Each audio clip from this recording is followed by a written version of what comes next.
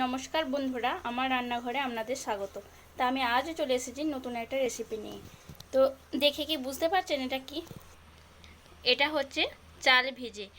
তো এটা দিয়ে আজকে তাল ফুলুরি বানাবো। এই চালটাকে কালকের থেকে ভিজিয়ে রাখা হয়েছে।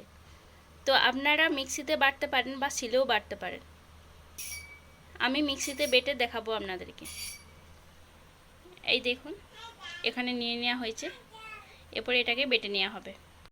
তো দেখুন আমার এটা বাটা হয়ে গেছে।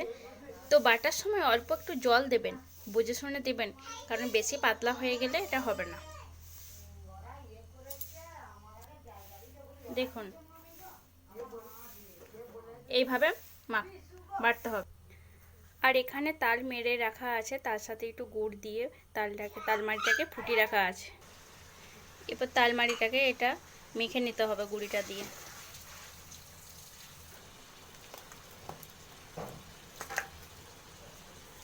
দেখুন এটাকে ভালো করে মাখিয়ে নিতে হবে। অল্প মৌরি দিয়ে দেওয়া হলো, তার সাথে দুটি কালো জিরে দেওয়া হলো।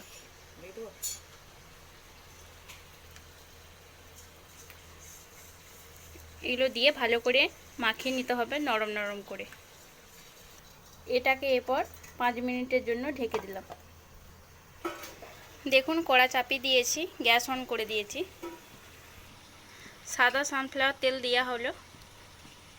তেলটা একটু বেশি করেই দিলাম, কারণ এগুলো তো হতে হবে। জালটাকে বাড়িয়ে দিলাম যাতে তেলটা তাড়াতাড়ি চলে আসে।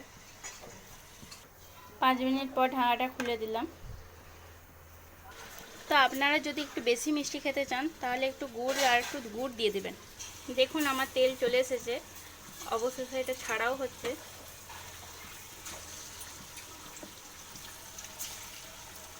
এইভাবে ঠিক ছাড়তে হবে।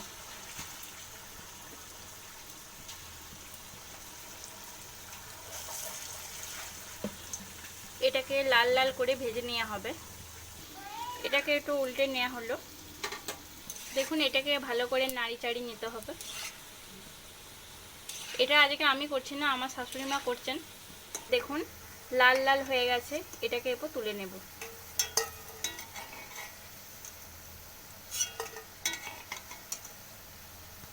দেখতেই পাচ্ছেন গোল গোল কি সুন্দর হয়েছে, তেলে ভাজার মতো।